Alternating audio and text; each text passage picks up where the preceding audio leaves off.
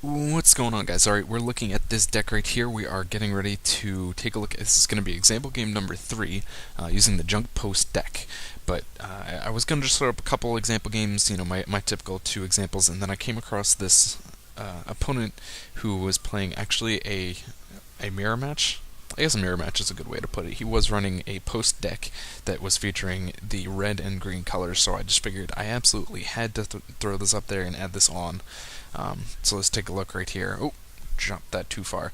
As you can see, I had to mulligan down to 5. Got a couple of really bad beats and single land hands, and was not going to have that go.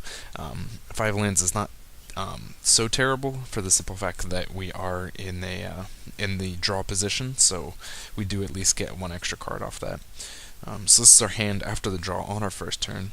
Opponent gets that fast start with the Cloud Post, which means he's going to have access to the post mana a lot faster than us.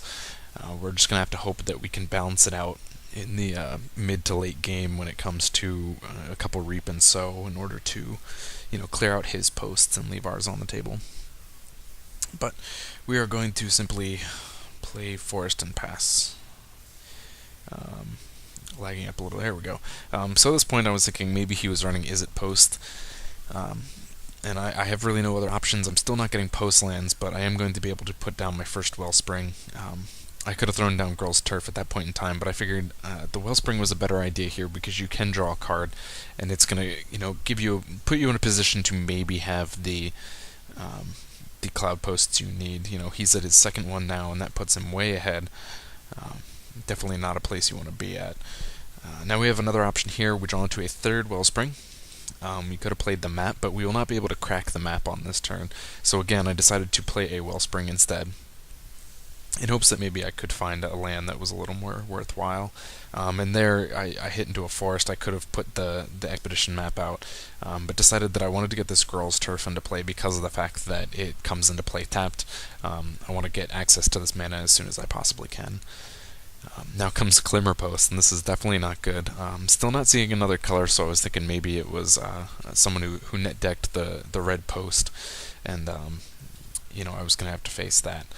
But anyways, we're going to now put out the third Wellspring. Again, we had an opportunity here. I have 3 mana. I would have been able to put out Expedition map and crack it in the same turn. Perhaps I probably should have done it. It probably would have been a better idea. But I do it at the very least come into a Glimmer Post of my own. I will get the map into play and then gain some life off this. So opponent plays a Burst Lightning.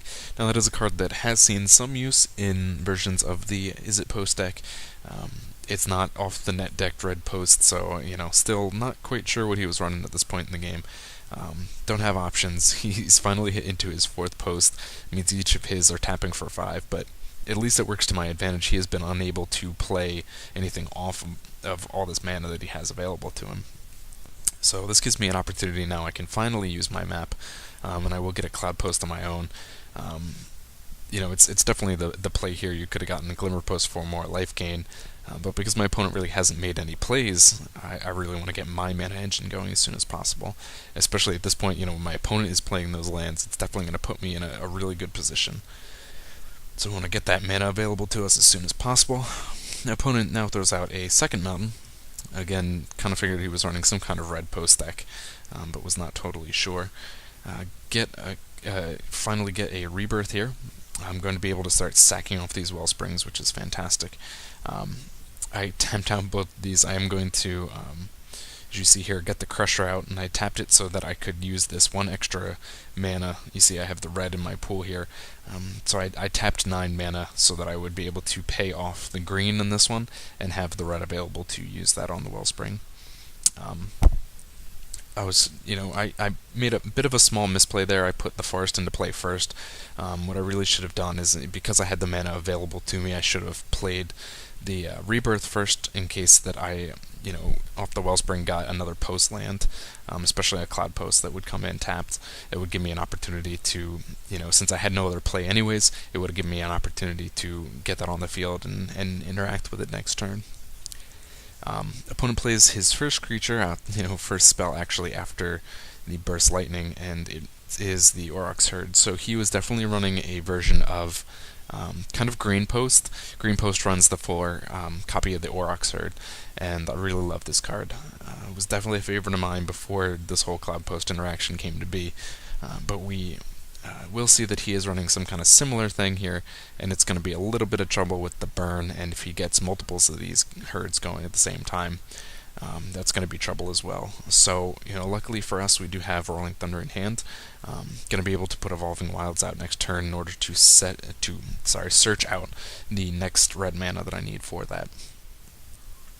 Before we do anything, I'm going to attack with the Crusher just to see what my opponent's reaction is to it, how he decides to handle it. Because he did not kill it off on his turn, which makes me question on whether or not he actually has an answer for it.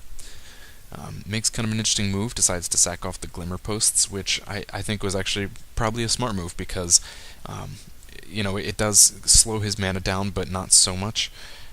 He is slowed down by the fact that there are 2 less post lands on the field, but at the same time, because me as his opponent is running post as well, it's going to keep his mana base where it would be if I was not running posts, and at the same time it's slowing down my mana base. So I think that was a very smart move on his part. Now he's going to tap out. He's going to kick a Burst Lightning to do 4 damage to my Crusher, which means that he is planning on blocking with his herd and killing that off. Unfortunately for him, I did have a second Crusher in hand, so I absolutely put that onto the field as soon as possible, and then I used that Evolving Wilds to fetch out my second source of red mana. Now he's going to play his Auroch Herd, and he fetches out... He plays one, fetches another, and has enough mana available to him to play a third one, the first being in his graveyard. So it's not a great position. They are going to be able to block the Crusher straight up and kill him, but I do have the option available. With the Rolling Thunder, I'm going to be able to not only do enough damage to kill off one herd, I can split the damage and do 4 damage to each herd. Actually, miscalculated a little. I would have had enough to do 1 damage to my opponent as well, which would have been the most effective use of my mana. Because, it would have taken him down to 27, I would have been able to swing through with all of my creatures to do damage here, free of it. But he decides that this is a good point to concede. And this was not, necessarily a long game or an exciting game, but I just wanted to showcase it just for the fact that I found someone who was running a red and green post deck as well, and I thought that was very cool. So there you go, another example game. Check out the others, check out the deck tech, and definitely check out the article with more post decks than you would ever care to see.